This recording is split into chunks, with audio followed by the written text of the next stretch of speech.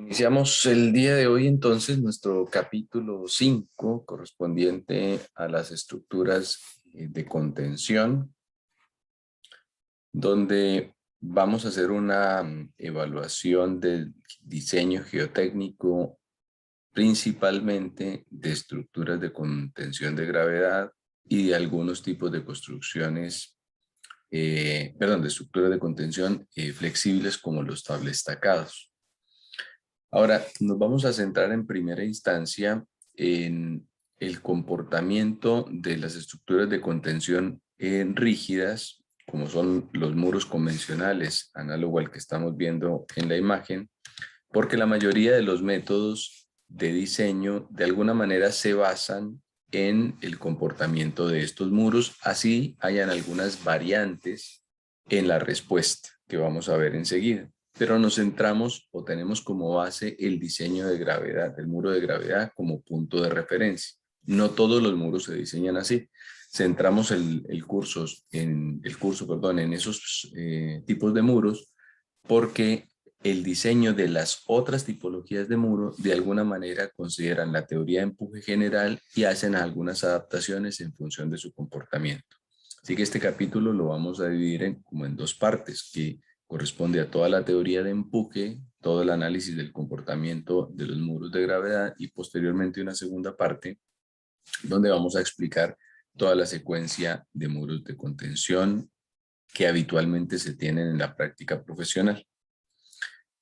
También tenemos diapositivas actualizadas para este capítulo. Lo propio va a ver en el capítulo de estabilidad de taludes o comportamiento de terrenos en alta pendiente, donde adicionalmente para este año y como parte de un sistema de transferencia de la investigación a la docencia de pregrado en el cual estoy participando, vamos a incorporar unos aspectos especiales de la respuesta dinámica de estructuras localizadas en taludes y la respuesta también de taludes, que es el término, digamos, o la unión o el puente que hay entre el capítulo 5 y el capítulo 6, y que posteriormente vamos a ir subiendo nuevo material que sirve de complemento para este curso. Los tipos de muros de contención son, digamos, muy diversos en función de los requerimientos. Y como decía, nos vamos a centrar en esta ocasión en primera instancia de explicar el comportamiento teórico y después las tipologías. Vamos a hablar de muchas tipologías de muros de contención, donde lo habitual que son los gravitacionales o cantilever, que de alguna manera funcionan de una forma bien similar, son los puntos base para los otros tipos de muro, pero podemos encontrar muros de tierra armada, tablestacados, que son estructuras flexibles o estructuras de contención discontinuas, como son los muros anclados o con pantallas o con puntales o de diferente tipología, con el objetivo de hacer, por ejemplo, la excavación para los subterráneos de un edificio. Entonces ahí bajo ese escenario vamos a requerir estructuras temporales. Todos estos tipos de muro y secuencias y comportamientos esperados en fases de construcción y de operación los vamos a hablar en detalle posteriormente. Por lo insisto, por ahora vamos a entrar en la teoría del empuje y nos pasamos a los tipos de muro posteriormente. Principales variables involucradas en los diseños o en la valoración de los estructuras de contención. Yo creo que esto aplica casi para todos los tipos de muros o todos los tipos de obras, porque las solicitaciones finalmente tienen que ver como con el suelo o la respuesta que hace el suelo y cualquier agente externo que tengamos. Entonces, en términos generales, lo que vamos a tener son empujes de tierra, que es el empuje horizontal que impone el suelo, y cualquier empuje asociado a la sobrecarga o a cualquier elemento externo que esté cerca de la estructura de contención. Adicionalmente, si tenemos presencia de agua, pues evidentemente el empuje del agua, y hay que tener presente también que la solicitación del agua en magnitud puede llegar a ser hasta 3 veces más que la solicitación que impone el suelo. Es decir, estructuras que tienen napa cercana o tienen, digamos, fluctuaciones importantes del agua, se debe de considerar esto un aspecto muy importante porque es posible que la falla se produzca exclusivamente por el agua. De hecho, en la mayoría de los casos donde haya presencia de agua y podamos generar la mitigación de la presión de poros, lo vamos a hacer. Si me devuelvo, muchos de estos muros van a tener alguna clase de elemento de drenaje. Y cuando no se tiene, porque evidentemente si aquí tengo presencia de agua, no puedo dejar que el agua salga directamente, por ejemplo, a la calle, pues tengo que hacer un sistema de drenaje interior o derechamente impermeabilizar y tomar las consideraciones que el empuje del agua impone, que pueden ser bastante grandes. Con las verificaciones que se hacen, si vamos a hacer casi independiente del tipo de muro de contención, verificaciones de deslizamiento, rotaciones o volcamiento, capacidad de soporte, es decir, la estructura que vamos a poner, pues que no se vaya a deformar verticalmente en excesivo o que no vaya a generar una falla, y adicionalmente una estabilidad global. Es posible que una estructura de contención no falle producto de la estructura de contención misma, sino que haya una falla mucho más atrás de la misma estructura de contención, generando una falla como si fuese un talud, una falla muy grande que va más atrás de la estructura misma de contención.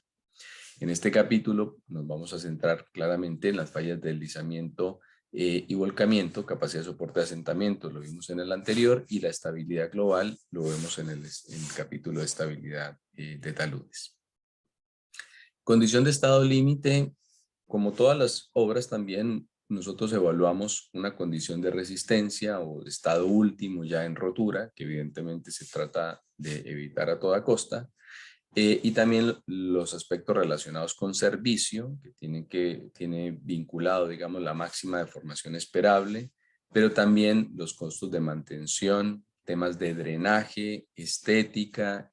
Hay varios aspectos que pueden condicionar incluso la selección de una estructura de contención. Pero casi todo lo que hacemos en ingeniería, pues lo evaluamos en términos de resistencia y de servicio. Es básicamente lo que tenemos. Ahora, variables para evaluar criterios de selección del tipo de estructura de contención. Entonces uno dice, bueno, ¿qué tipo de muro es el que podemos usar? Vuelvo, insisto, posteriormente vamos a ver en detalle cada uno de ellos y hay algunas cosas que nos hacen seleccionar uno respecto de otro. Creo que el caso más fácil de dilucidar es el que corresponde a una estructura de contención para un subterráneo, donde nosotros no podemos usar un muro de contención de gravedad convencional porque nos va a ocupar un montón de espacio del subterráneo, digamos. Tenemos que hacer más bien una pantalla y usar algún tipo de contención que no ocupa mucha área. Entonces, ahí hay un motivo que me hace seleccionar un muro respecto del otro. Pero en términos generales, de las variables que están allí involucradas, es muy importante tener presente de que la valoración del tipo de muro de contención recomendado no es a partir de una única variable, sino del conjunto de variables. Y digo esto porque es muy habitual encontrar en la literatura comentarios como que determinado muro de contención es el más barato o que determinado muro es el más caro o que es muy complejo o que es muy fácil, y la complejidad, lo económico o lo caro va a depender de muchas variables. Y esas variables son las que yo me voy a centrar acá. Por ejemplo, los muros de gaviones, que son básicamente unas mallas que llenamos de piedras, si estamos cerca de un depósito que tenga esa tipología de material, pues es posible que ese tipo de muro efectivamente sea barato, como muchas veces algunos textos lo ponen. Pero si justo estamos en una zona demasiado alejada de ese depósito o no tengo presencia de ese material, pues ese muro que aparentemente era el más barato puede que se convierta en el más caro de todos. Entonces, la selección hay que hacerla integral, ¿ya? Y ahí entonces parte con la referencia de la localización, dónde está el proyecto, sobre todo en el país donde tenemos condiciones tan diversas a lo largo de entre norte y sur. Entonces, la localización es un punto fundamental. El siguiente aspecto es la altura de la estructura de contención. Claramente, muros de contención muy altos o una zona que requiera una estructura de contención muy alta, un muro de gravedad no es posible, porque el muro de gravedad claramente es un contrapeso que contrarresta el empuje del suelo, por lo que si necesitamos contrarrestar una altura muy alta, la base del muro también va a ser muy alta, ¿cierto? Entonces, la altura es absolutamente fundamental. El terreno natural es un punto que siempre debe considerarse. Si el terreno natural es muy bueno o muy malo, me va a condicionar también tipos de muro. Puedo tener una falla por capacidad de soporte. O sea, el terreno natural siempre es opción. Considerarlo de manera directa. La presencia del agua, si tengo forma de drenarlo o si no tengo forma de drenarlo, si debo de considerar que va a haber un empuje del agua o no, es un aspecto importante.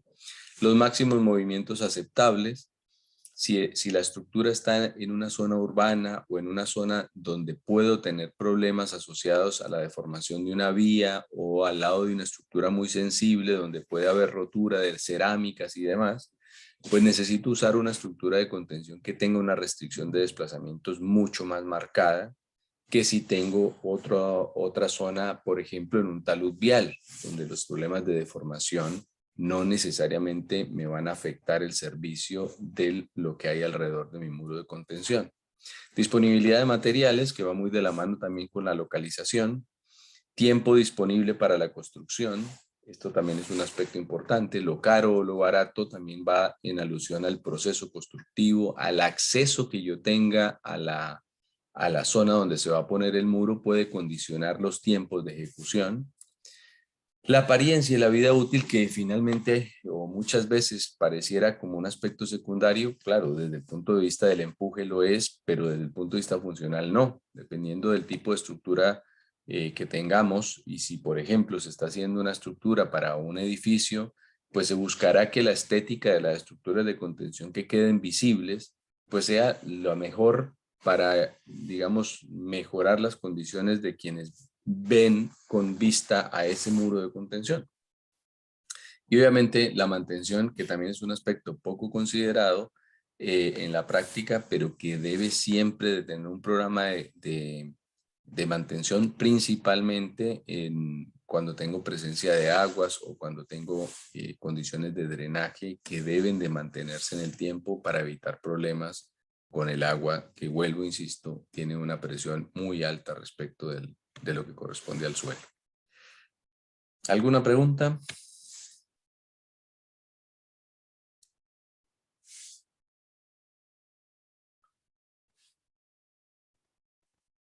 Continúo.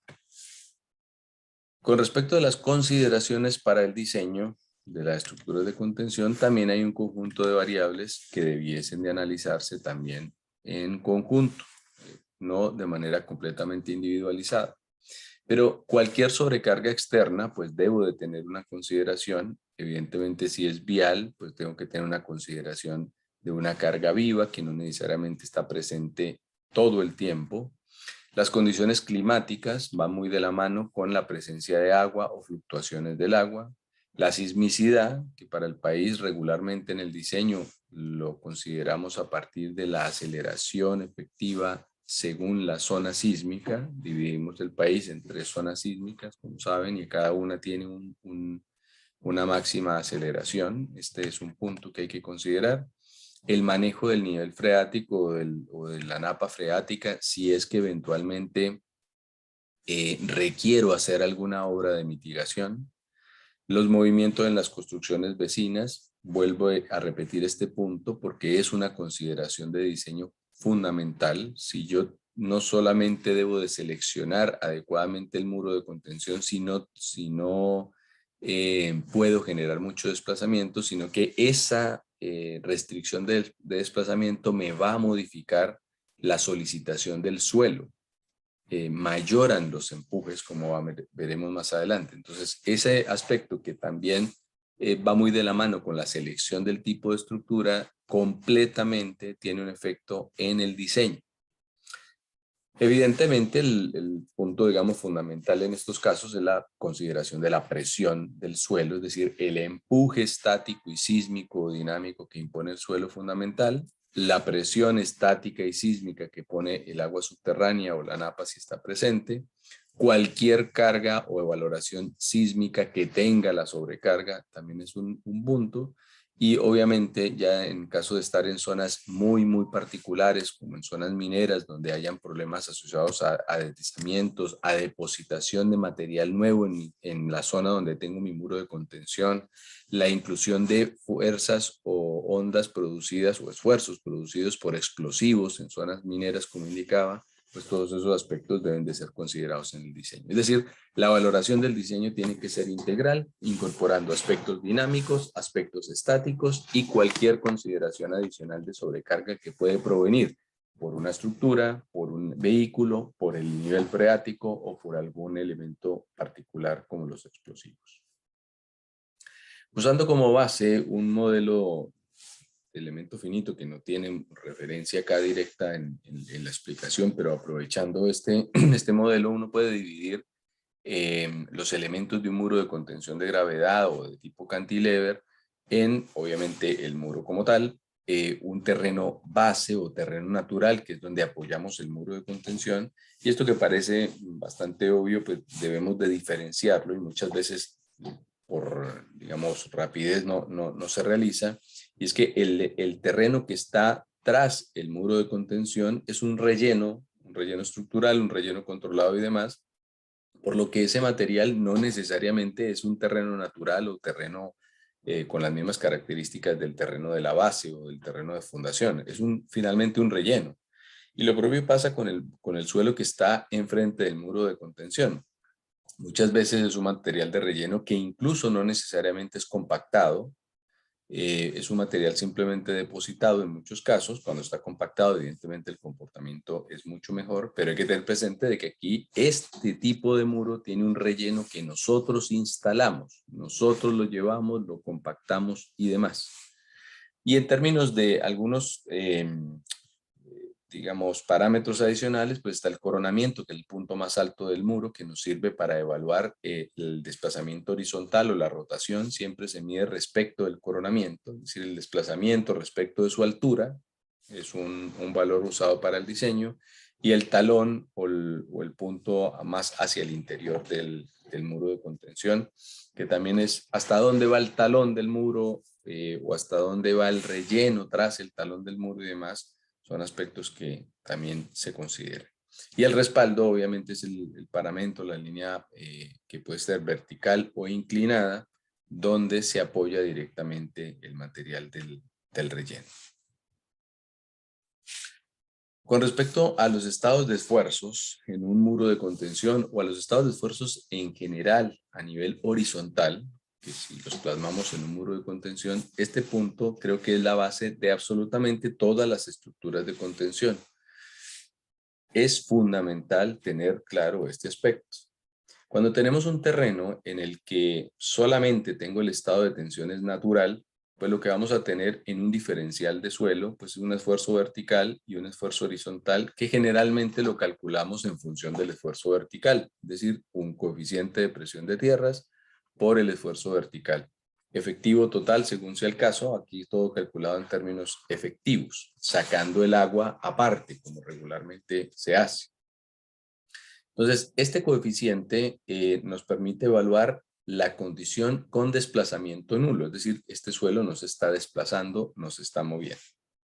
Si yo retirara todo este material y no generara o quisiera que no se generara ninguna alteración a la condición natural que experimenta el suelo, ninguna condición, yo tendría que imponer un esfuerzo o la estructura que instalemos allí, tendría que imponer un esfuerzo horizontal equivalente al esfuerzo que había naturalmente. Es decir, el esfuerzo, obviamente en función de la altura, recuerden este sigma prima b es h por el gamma. Entonces, en función de esa altura, yo tendría que contrarrestar esto y me daría un empuje puesto en algún punto equivalente a un medio de gamma prima k sub 0 h cuadrado, que no es otra cosa que el área de ese triángulo. Eso si quisiéramos poner una estructura que garantizara que el suelo no va a tener ninguna alteración en términos del desplazamiento. Es decir, vamos a reemplazar el suelo por una estructura de contención.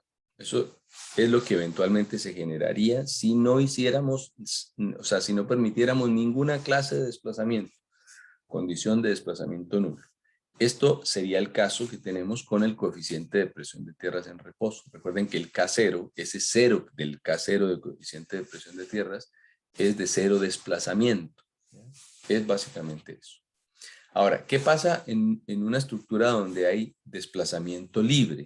Es decir, yo puedo tener el mismo escenario acá con un muro, el suelo, pero yo ya puedo generar un desplazamiento del muro. Es decir, el muro se me puede ir moviendo y se va generando una cuña de falla. Yo tengo esa condición, como el suelo se puede ir moviendo, entonces yo voy desplazando y se va generando la condición de la falla. Entonces, en ese caso, ¿qué es lo que hay? Hay una relajación de esfuerzos horizontales. Yo le estoy permitiendo relajar horizontalmente el esfuerzo. Acá no, acá lo que estoy es restringiendo a la condición natural. Estoy llevándolo a la condición exclusivamente como si no tuviese nada, como si pudiera restringir completamente el desplazamiento. En estos casos, la liberación de tensiones hace que se genere una superficie de falla. Claramente, si yo permito desplazar horizontalmente, pues hay una superficie de falla que se genera. Y el muro, en este caso, soportaría solamente el peso del suelo que se cae, es decir, toda esta cuña que está un poco más oscura. Acá, para evitar que no haya desplazamiento, estas fuerzas horizontales o este esfuerzo horizontal acá en rojito debería de contrarrestar completamente el empuje geostático, es decir, el del K sub 0. Acá en este caso, si le permito desplazamiento, se produce relajación de tensiones horizontales, se genera la falla y el muro estaría soportando solo el peso del suelo que se cae, el que efectivamente se puede caer, no estamos contrarrestando todo. Entonces, estos muros de contención se diseñan bajo una condición donde el suelo falla, porque aquí hay una superficie de falla, un colapso que se genera en una cierta zona en el suelo, pero no hay colapso de la estructura. Es decir, la estructura tiene que soportar el desplazamiento horizontal, eventualmente la rotación, y sacando de lo que corresponde a la estructura de contención, pues debe de soportar evidentemente el peso del suelo para que no haya una falla por capacidad de soporte. Pero sacando temporalmente lo que es la falla global, capítulo 6, capacidad de soporte y asentamiento, capítulo 4, si nos centramos en lo correspondiente a los empujes, entonces el suelo debería soportar, o el muro, perdón, debería soportar solamente el peso de este suelo que se sacó. ¿Alguna pregunta? Sí, profe, una consulta. ¿El K0 entonces hace referencia a la presión de tierra? El K0 es el coeficiente de presión de tierras en reposo, es decir, en condición geostática, sin Ah, desplazamiento. Efectivamente. ya, gracias. Perfecto. ¿Alguna otra consulta?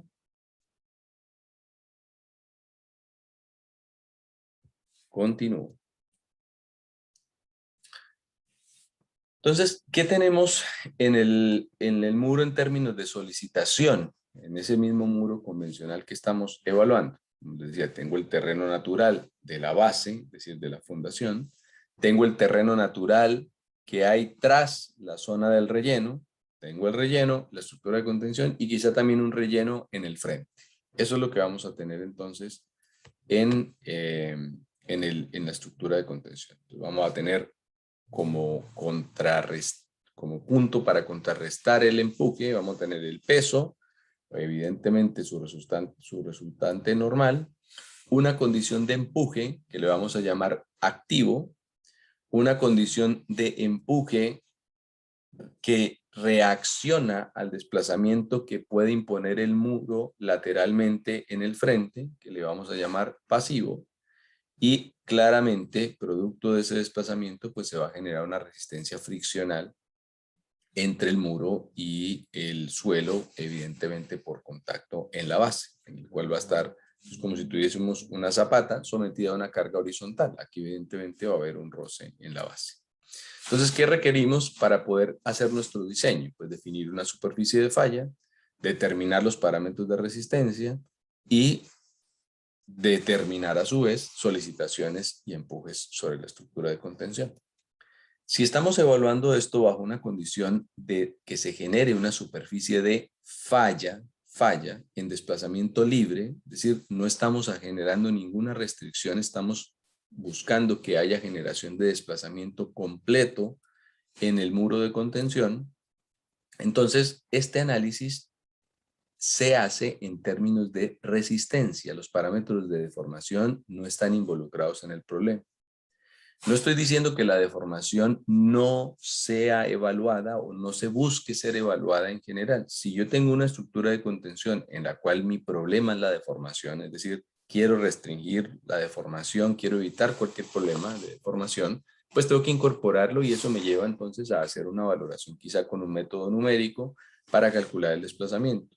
Pero en términos de empujes, de solicitación directa sobre el muro, los parámetros que intervienen son los parámetros de resistencia. Son los parámetros de resistencia. Los parámetros de deformación, en este caso, no tienen relevancia, salvo que yo tenga una restricción del desplazamiento.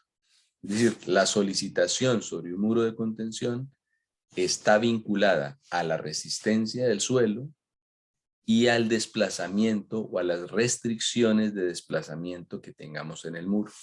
Si yo restringo mucho el desplazamiento, mis empujes son mayores. Si dejo libre el desplazamiento, mis empujes son los menores.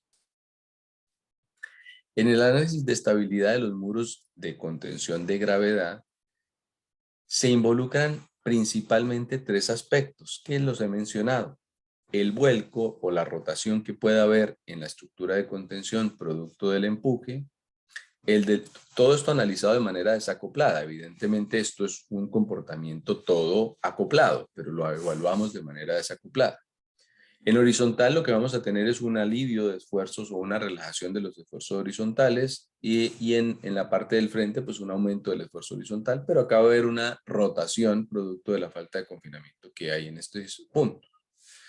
También tenemos un tema de deslizamiento o desplazamiento horizontal, ¿ya? Donde se genera exactamente lo mismo, alivio de esfuerzos, aumento, y por último el análisis de la capacidad de soporte, porque finalmente un muro de contención pues es una zapata continua, digamos de la manera más simplificada que el análisis podemos hacerlo considerando esto. Ahora, conceptos de los estados de esfuerzo en relación a esa condición, digamos, de desplazamiento y de resistencia que se tiene. Si evaluamos en términos del desplazamiento los estados de esfuerzo, lo que vamos a tener es que el desplazamiento cero pues representa el estado en reposo, es decir, lo calculamos con el K0. Si nosotros vamos permitiendo una cantidad de desplazamiento en el material, podemos llevar a que el suelo alcance una condición de resistencia última, es decir, que se genere una superficie de falla. Y esa superficie de falla se genera a medida que el desplazamiento se va generando. Va a variar de si el suelo es muy rígido o muy blando. Por eso hay dos curvas donde establecen que el suelo, digamos, la línea punteada representaría un suelo un poco más suelto y si estoy mucho más rígido voy a tener una variación un poco diferente. Pero en términos de comportamiento lo que vamos a tener es un aumento del desplazamiento hasta llegar a una condición de empuje que le llamamos el estado activo. Por el contrario, cuando no hay una relajación de tensiones, sino que hay es un aumento de las tensiones, que quizás lo que podríamos decir que ocurre en el frente de una estructura de contención, va a empezar a haber también una condición a la que se puede llegar, pero ya en condición pasiva, es decir, el suelo como que está esperando a que el muro empuje, y también voy a poder alcanzar una condición de falla como en la dirección contraria. Esa consideración, cuando los esfuerzos horizontales aumentan, le llamamos el empuje pasivo o la condición de estado pasivo que viene o que tiene asociado un coeficiente de presión de tierras pasivo, obviamente.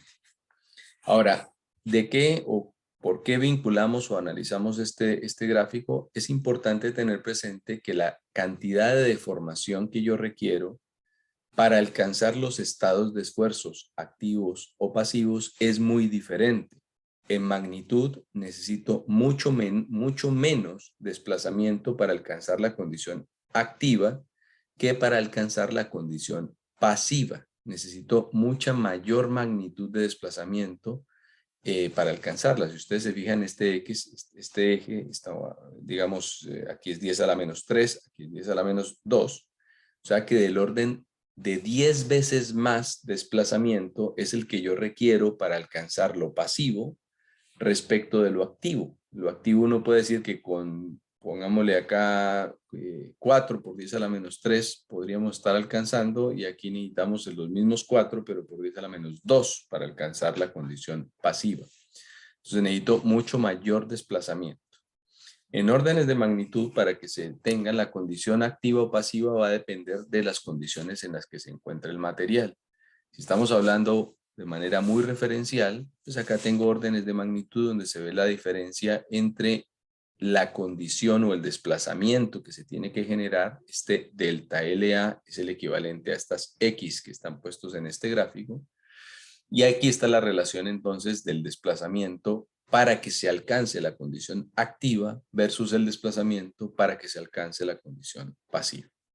Por eso vuelvo e insisto que la solicitación en un muro de contención está asociada a los parámetros de resistencia y al nivel de desplazamiento o deformación del suelo, completamente vinculado. ¿Alguna pregunta?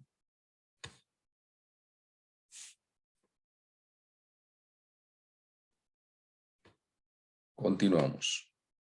En términos de los esfuerzos, lo que se está produciendo en cada uno de estos casos respecto del estado de esfuerzos geostático en reposo o K0 es una relajación de tensiones horizontales o un aumento de tensiones horizontales. Eso es básicamente lo que se está generando. ¿Por qué? Porque aquí en la estructura de contención, lo que tengo acá, si tengo la excavación, o más bien voy a usar este gráfico para explicar el gráfico que tenía por acá, lo que yo voy a tener es una reducción del esfuerzo porque saqué toda esta cantidad de material. O sea, este suelo tenía un esfuerzo horizontal y se lo fui quitando, quitando y quitando hasta que se alcanzara la condición de falla. Por el contrario, en el suelo que está en el frente, producto de este desplazamiento, acá el esfuerzo quizás se va a ir aumentando, aumentando, aumentando, hasta que eventualmente llegue a una condición de falla. Entonces hay una disminución del esfuerzo horizontal que genera la condición activa y un aumento del esfuerzo horizontal que genera la condición pasiva. Términos ultra simplificados, es como si dijéramos que el suelo empuja el muro y ahí me da el empuje activo, o el muro empuja el suelo y me daría el empuje pasivo, si lo hablamos de una manera muy, muy simplificada.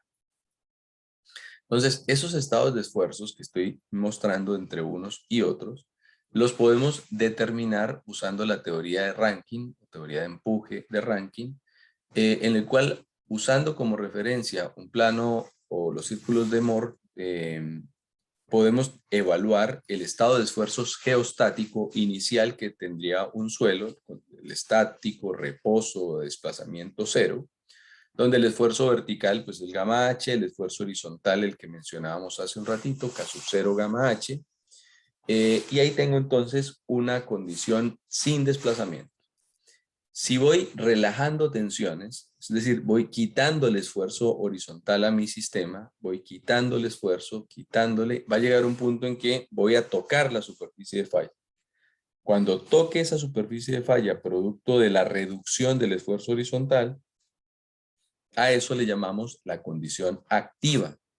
La condición activa, relajación de esfuerzos hasta llegar a la condición de desplazamiento, de rotura del suelo. Entonces aquí voy a tener un esfuerzo horizontal activo. Si por otro lado, lo que yo tengo es un aumento del esfuerzo horizontal respecto del geostático, es decir, aquí tengo el geostático y empezamos a aumentar el esfuerzo horizontal, dejando siempre el vertical constante, ¿no? Esto es como si estuviéramos analizando un diferencial de suelo.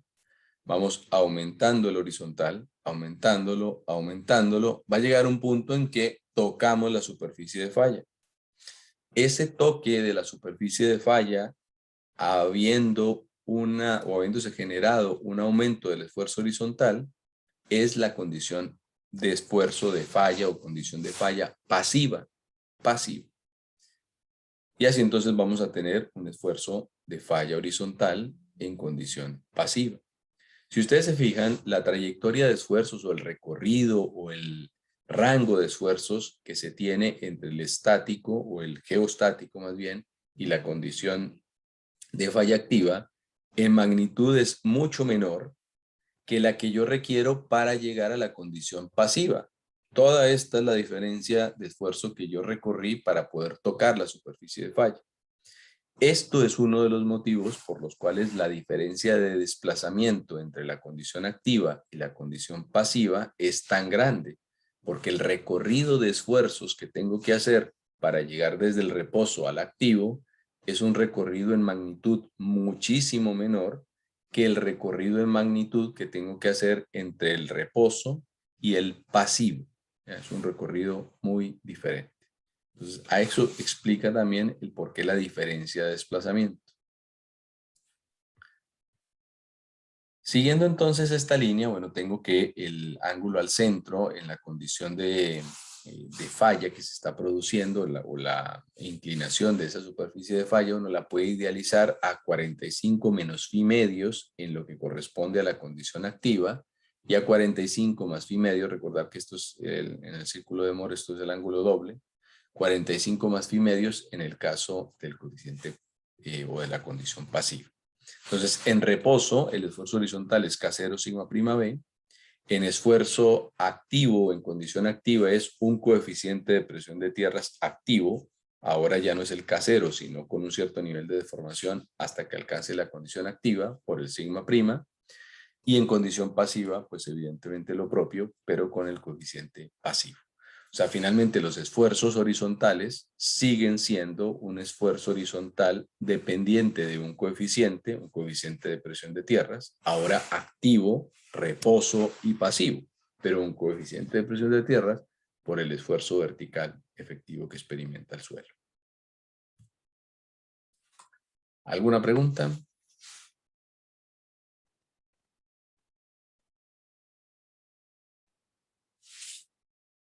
Continúo.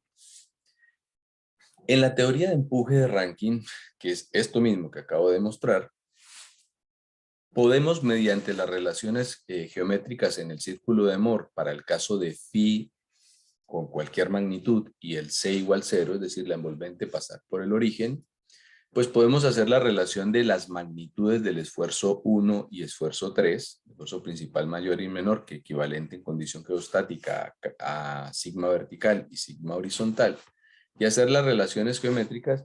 Y lo que sabemos es que el esfuerzo 3 o el esfuerzo horizontal en falla es el esfuerzo en condición activa.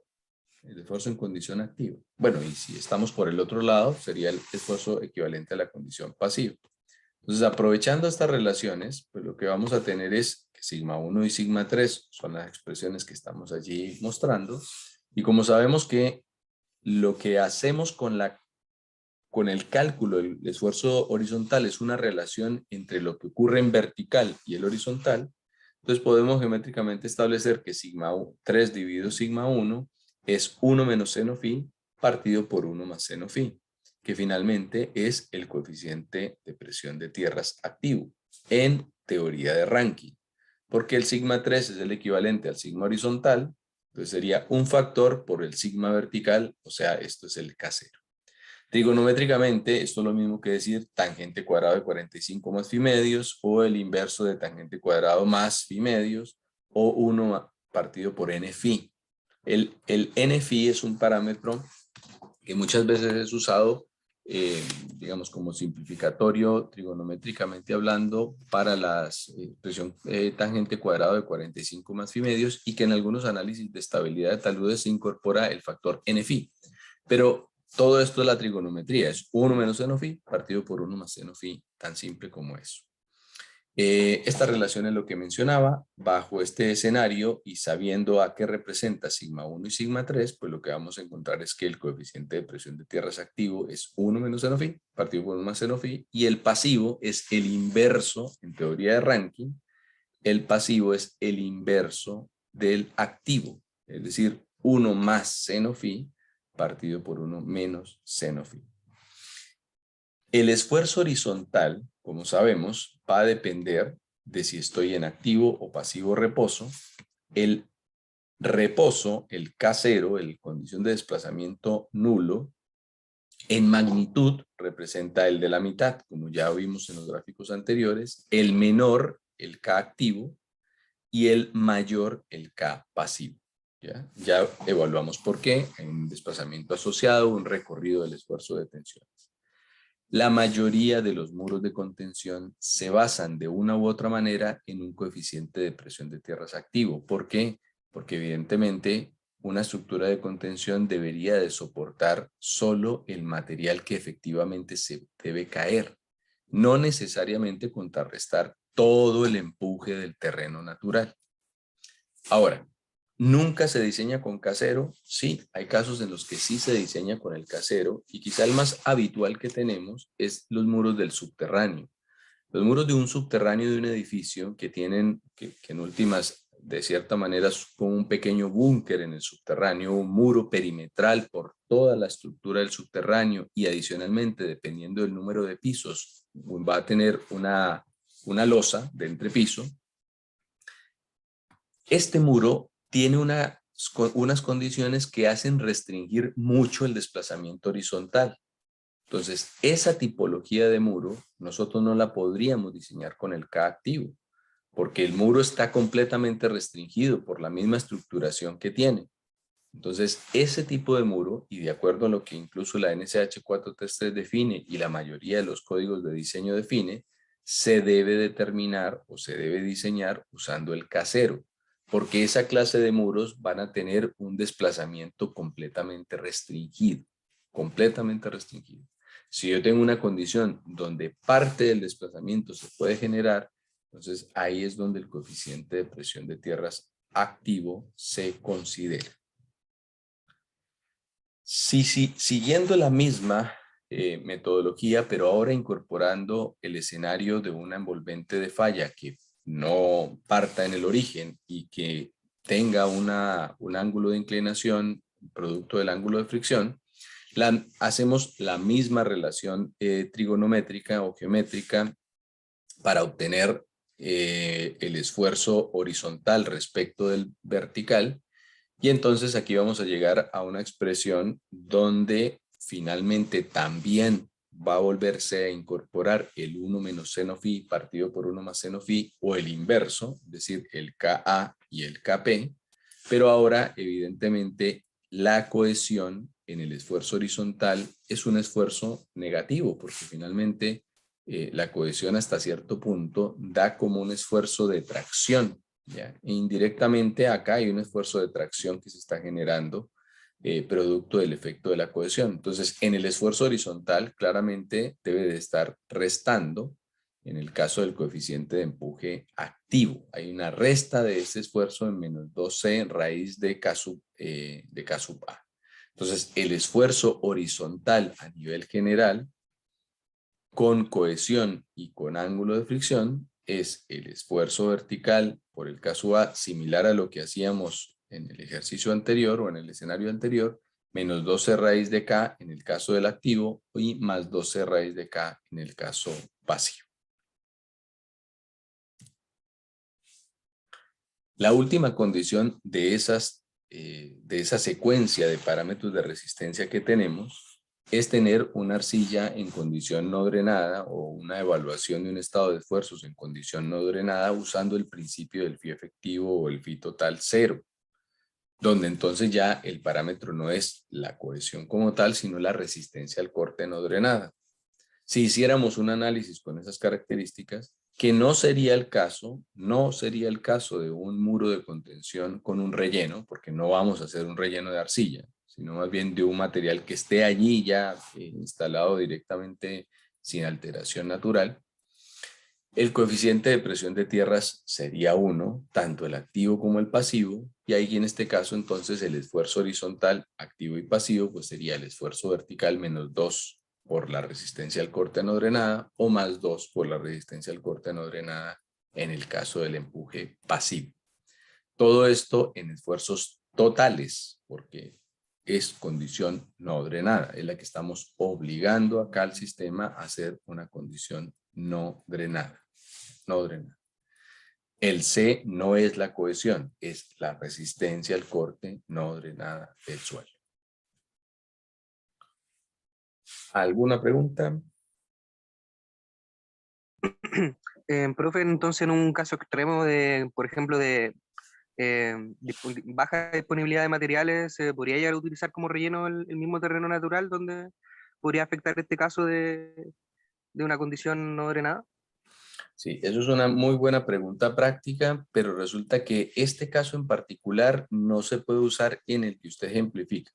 Muchas veces, evidentemente, por un tema de excavación no encontramos material, o más bien, para aprovechar la excavación, el material que se ha ido sacando, buscamos ese mismo material, volverlo a incorporar allí. El tema es que la incorporación de material de relleno de ese natural tiene que cumplir ciertos aspectos para poderlo yo compactar adecuadamente. Entonces, si yo voy a tratar de compactar un suelo que clasificaría como este caso que estoy mostrando en la diapositiva, sería demasiado complejo, porque la vibración, que es como habitualmente se compacta, este tipo de arcillas no se pueden compactar de esa manera. Garantizar los niveles de densidad máximo, es decir, el 95% de la densidad máxima del producto modificado y demás, en este tipo de material no se puede. Entonces, tener esta condición como material de relleno no se va a tener en ningún caso. ¿Cuándo eventualmente podemos tener esto? Hay algunos tipos de estructura de contención, que los vamos a ver más adelante, que son principalmente estructuras temporales, donde yo voy excavando y conforme se va excavando, se va instalando alguna clase de elemento de contención o se preinstala un elemento de contención y después se van excavando. Entonces, en esos casos, el material que está tras el muro de contención es un material natural. Y ese material natural puede ser una arcilla en condición como esta que estamos acá mostrando. Entonces, en ese caso en particular, podríamos usar la resistencia al corte que estamos mostrando acá sin ningún problema. Pero no en el caso de tener un material de relleno. Porque si vamos a tener un material de relleno, claro, teóricamente podría usar esto, pero la situación es que se me dificultaría demasiado el poder construir ese relleno si es que instalo un material con estas características. Entonces, si vamos a usar material que excavé de alguna zona, este material tiene que cumplir un cierto contenido de finos para que no tenga yo problemas de compactación. Generalmente se pide menos de 20% de finos por lo menos, que clasifique a lo menos como suelo granular, o sea, como arena, y ahí entonces se facilitaría su proceso de construcción para garantizar los niveles de compactación. ¿Aclaro su consulta? Sí, claro. Perfecto.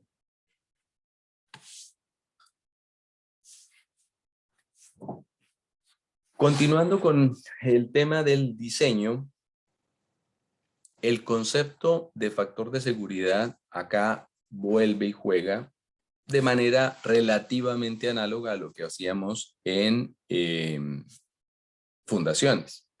Pero contrario a lo que matemáticamente hacíamos allí, donde calculábamos una carga última y dividíamos por un factor de seguridad, es decir, queríamos estar alejados de la condición de resistencia límite, aquí el factor de seguridad más bien es una valoración de fuerzas resistentes y de fuerzas solicitantes. Es decir, yo lo que hago es simplemente determinar cuánto es la solicitación y cuánto el suelo resiste y hacer una relación entre ambas para calcular un factor de seguridad, que es lo que habitualmente hacemos en ingeniería, ¿cierto? De determinar o alejarme un poco de la condición límite, pero en el diseño de muros de contención básicamente hacemos dos tipos de factores de seguridad y es que calculamos un factor de seguridad al deslizamiento y calculamos un factor de seguridad al volcamiento. Claramente también hacemos uno para la capacidad de soporte, pero vuelvo, insisto, me estoy centrando por ahora en hablar el tema del empuje para no volver a retomar lo visto anteriormente.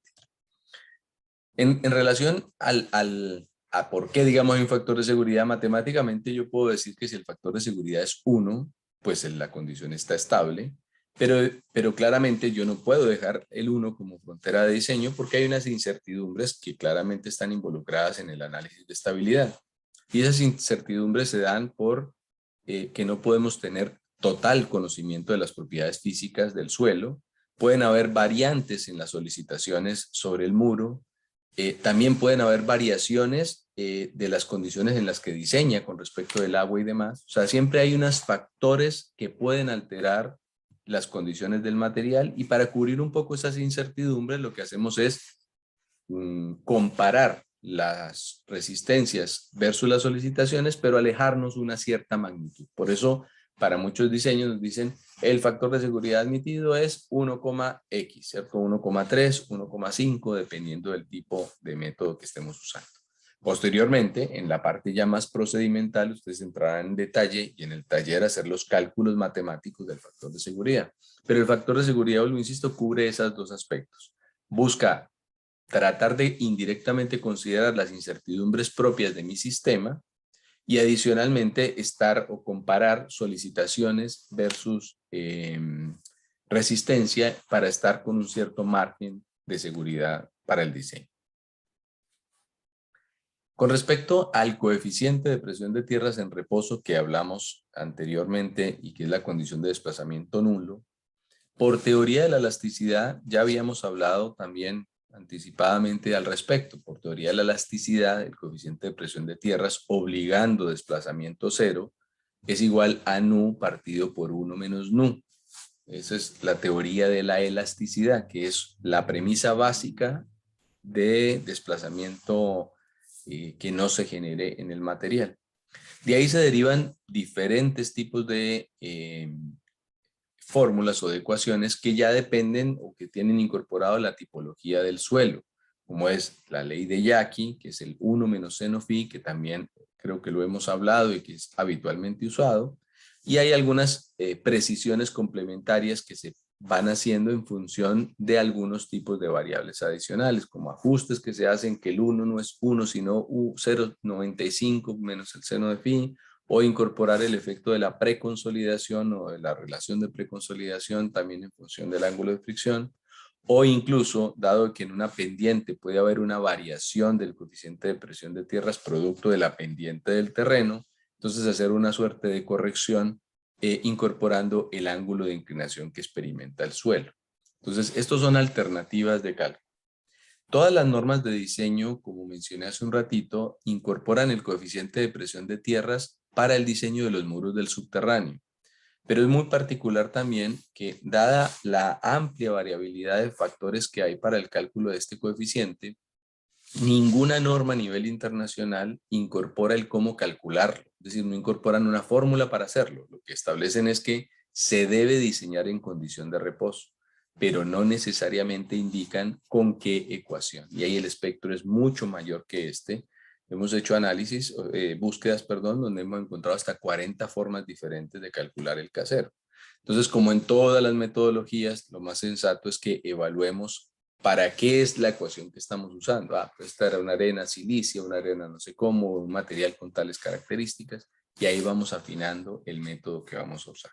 Para efectos nuestros podemos claramente y de manera muy general usar el 1 menos seno phi de ley de Yaqui, que dicho sea de paso, la ecuación original, pese a que se acuña habitualmente para arenas, es una ecuación que se generó para medios particulados porque era para el cálculo del esfuerzo horizontal de acopio de granos.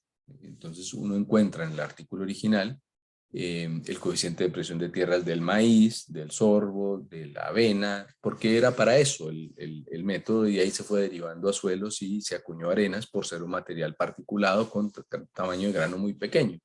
Pero era eso, y tampoco originalmente era 1 menos seno phi, sino que era 1 menos seno phi por un factor adicional que era muy cercano a 1, y que posteriormente el mismo Yaqui en el año 48 modificó y hizo esto es aproximadamente 1, entonces dejémoslo por 1 menos seno phi. Órdenes de magnitud de ese coeficiente, los pongo acá de referencia, siempre los debemos de calcular finalmente en el caso en el que nos corresponde, pero nunca está de más ver en qué rango nos movemos dependiendo de algunas tipologías de material. Hay que ser muy conscientes de que una de las razones por las que el coeficiente de presión de tierras tiene tantas alternativas de expresiones es porque algunos autores han acuñado el hecho a que dependiendo de cómo yo mida ese coeficiente de presión de tierras, voy a generar una alteración en el suelo mayor o menor producto de mi propio procedimiento de medición, Y eso hace que yo tenga una alteración en la respuesta y por ende una alteración en el casero. Y ese es el motivo que algunos autores acuñan del por qué hay una alta dispersión y variabilidad en los resultados. Ahí hay que tomar una cierta cautela y quizá obrar del lado de la seguridad en los casos en los que se requiera hacer un cálculo de casero con el objetivo de imponer una solicitación al terreno. Con relación a los esfuerzos laterales, hagamos acá un pequeño recordatorio, que esto claramente son conceptos de su curso de geotecnia, pues simplemente el cálculo de un esfuerzo en un material, donde si tenemos dos tipos de suelo con ángulos de fricción diferentes, esto en un relleno de un material, en un muro de contención convencional, no lo vamos a tener, pues porque no vamos a poner dos tipos de suelo con dos características muy diferentes. Pero para ejemplificar el cálculo de los esfuerzos, pues nos sirve esto de referencia porque vamos a tener dos tipos de suelo. El esfuerzo vertical, pues es el gamma por su correspondiente H, o el H por su correspondiente gamma. Y en el caso del esfuerzo horizontal, pues podemos tener justo en el suelo de arriba, o sea, como si dijéramos 1 milímetro arriba del suelo B, vamos a tener el K correspondiente al suelo A, calculado con el phi 1. Y en el caso del suelo de abajo, pues vamos a tener un coeficiente con una variación producto de ese K, o sea, vamos a tener 2K. Lo propio ocurriría si tuviésemos dos gamas o cualquier otra variación que me genere una pequeña escala. O sea, voy a tener una función que es discontinua en función de la estratificación. Aquí no hay ninguna cosa particular. Este suelo acá está saturado, pero estamos calculando esfuerzos laterales totales.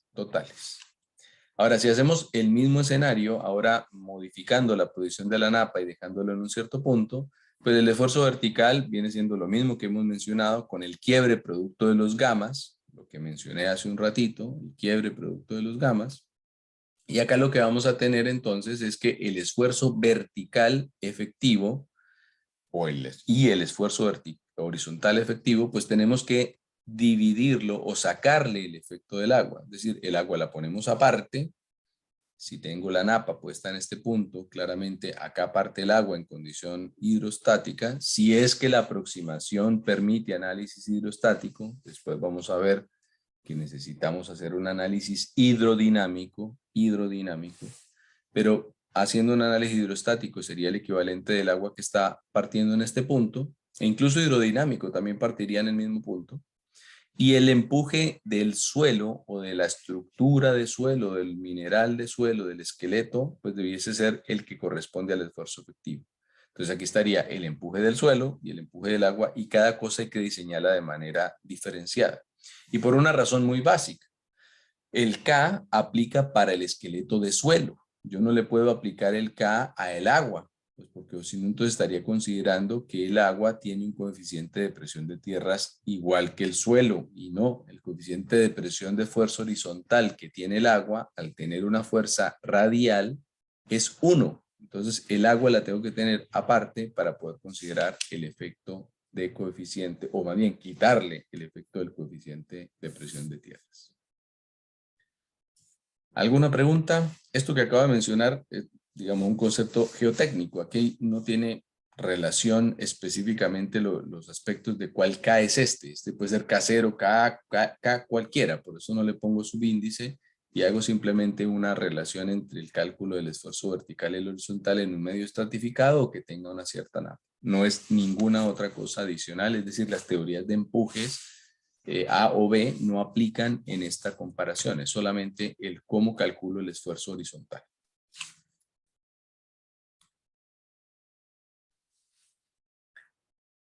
Todas las teorías claramente tienen unas hipótesis en las que se basan para su formulación. ¿Por qué parto con la teoría de Rankine pese a que tiene las singularidades que a continuación, o las restricciones que a continuación señalo? Porque muchos de los métodos en los cuales se incorporan o no aplica completamente los criterios que usamos en un muro de gravedad convencional, basan sus diseños en la teoría de empuje de Rankine, es decir, en un coeficiente similar al 1 menos seno phi partido por 1 más seno phi. con algunas consideraciones asociadas a estas hipótesis. Pero de alguna manera el punto base, simplificado con una cierta restricción, es la teoría de Rankine. El tema es que no hay que desconocer de que la teoría incorpora lo que a continuación indico. Considera criterio de falla de Coulomb, esto no es que sea un problema, estamos usando phi y c y estamos ejemplificándolo en una envolvente de falla de Coulomb, entonces evidentemente es la falla de Coulomb la que incorpora. Relleno con superficie horizontal, aquí ya empezamos a tener una pequeña pifia si es que nuestro relleno no es horizontal. El respaldo del muro es vertical, no existen esfuerzos tangenciales entre el muro y el suelo. Producto de ese esfuerzo vertical no hay ningún esfuerzo de roce, de contacto que hay entre el suelo y el muro, cosa que sí ocurre. La superficie de nivel es horizontal, bueno, este es el relleno horizontal, es similar a este que menciono, y la sobrecarga es uniformemente distribuida en toda la superficie del terreno, si es que tuviésemos o llegásemos a tener sobrecarga. ¿Qué aspectos de esas hipótesis hay que considerar? Y es que pues el paramento vertical, o sea, liso, perdón, no es real. O sea, siempre voy a tener una fuerza de contacto o una fuerza de roce. Pero, por ejemplo, ocurre que en los diseños de estructuras discontinuas, como las ancladas, las pilas de excavación con puntales y demás, yo no tengo continuidad en el muro. Entonces, al no tener continuidad en el muro, indirectamente la hipótesis de Rankine puede ser válida. Por eso digo que si bien no tiene, digamos, una idealización de todas las posibilidades de comportamiento, puede ser usada en diferentes casos adicionales a los de un muro de contención convencional. Y el otro punto es que los estados de deformación no, para la condición activa y pasiva no se condicen. Ya lo habíamos mencionado. La cantidad de deformación que yo requiero para alcanzar el pasivo es muy diferente para alcanzar el activo. Entonces hay una incompatibilidad de deformación. Es imposible que al lado del relleno tenga completamente el activo y al frente del relleno, del muro de contención, tenga completamente el pasivo. Eso no es posible considerarse. No es posible que se genere esa condición. Por lo tanto, el estado pasivo hay que tener muchas consideraciones para ser conservador respecto de su inclusión, y ya más adelante vamos a ver cómo se consideran esos aspectos. ¿Alguna pregunta?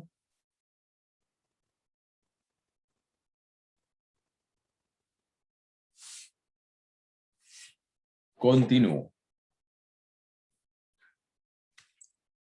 En relación a los conceptos complementarios que se generan en los esfuerzos horizontales o producto de los esfuerzos horizontales, un concepto que es habitualmente usado es el concepto de la altura crítica, que corresponde a la máxima altura teórica en la que se produce la condición de empuje nulo. Es decir, una condición que es teórica y que nos permite definir o nos permitiría hacer un corte vertical sin ninguna clase de soporte. ¿Por qué se puede hacer esto? Pues esto se puede hacer debido a la misma ecuación. Nosotros habíamos mencionado de que la teoría de empuje o el esfuerzo horizontal, en lo que respecta a la inclusión de la cohesión, tiene un 2c por raíz de k. O sea, tengo un menos algo en la ecuación producto del efecto de tracción que genera la cohesión. Entonces, si calculamos el empuje usando la misma expresión que mencionamos ahora del esfuerzo horizontal, y lo igualáramos a cero, es decir, la condición de empuje cero, podríamos despejar una altura equivalente, pues la altura, suponiendo que el gamma, el esfuerzo lo calculamos a toda esta altura. Si yo despejo el h que produce un empuje cero, estaría diciendo que hasta esta altura el suelo se autosoporta completamente, es decir, no necesito muro. Entonces, ese concepto se denomina el concepto de altura crítica. En el caso de tener cohesión y fricción es 4c gamma raíz de k, y en el caso de no considerar o considerar el principio de esfuerzo efectivo de phi efectivo cero, pues sería 4c sub partido por gamma prima. Ahora, esto finalmente es una condición teórica idealizada. Claramente los suelos tienen una condición de autosoporte, producto de la cohesión, o sea, el efecto está presente. Pero la cuestión es que hay una sobreestimación de la resistencia a la tracción que experimenta el suelo. El suelo no tiene toda la tracción que teóricamente la Fórmula 1 le permite incorporar. Entonces, muchas veces hay que tener en la práctica consideraciones de ese estilo, porque a veces uno hace los cálculos de altura crítica y cuando tenemos presente una cierta magnitud de la cohesión, uno dice, no, es que yo ahí no tengo el muro. Y pues claramente en condiciones como las que tenemos de diseño en el país, no se considera razonable usar ningún tipo de excavación, incluso así sea vertical, sin soporte, sobre todo porque todos estos análisis son bajo condición estática, no bajo condición dinámica. ¿Alguna pregunta?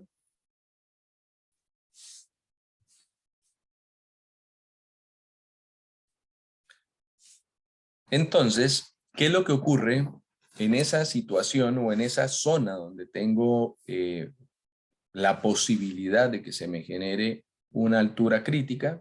Pues que el empuje va a tener o la distribución del esfuerzo horizontal va a tener una zona que estaría en la parte positiva de mi ecuación, es decir, esta parte que está acá abajo está representado por esta expresión acá en rojo, y la parte superior es la que está representada por esta parte verde.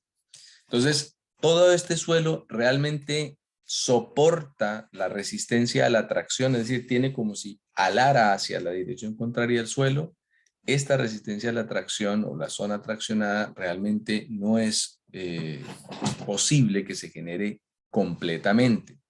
Toda la zona traccionada, los suelos no resisten a la tracción toda la magnitud que por la ecuación general de Coulomb le permitiría a uno incorporar. Entonces yo no puedo incorporar este efecto de tracción y aquí sale el concepto, otro concepto que es el concepto de profundidad crítica, fisurada o profundidad de tracción, que es la zona o el lugar donde el esfuerzo horizontal es cero. El esfuerzo horizontal es cero, acá en este punto de cruce entre la parte positiva y negativa de la ecuación, condición de esfuerzo horizontal cero, y siguiendo la misma ecuación, pero ahora en términos del esfuerzo y no del empuje, pues acá podemos despejar un Z, siguiendo esta misma expresión, y vamos a tener una fórmula muy similar a la que antes mencionábamos, pero que nos permite definir la profundidad hasta donde se genera la zona traccionada. Esto es la profundidad crítica o la profundidad en tracción o la profundidad traccionada, que tiene una forma similar a la que anteriormente habíamos mostrado. Con esto estamos en el tiempo, dejaríamos por el día de hoy y nos vemos el próximo miércoles.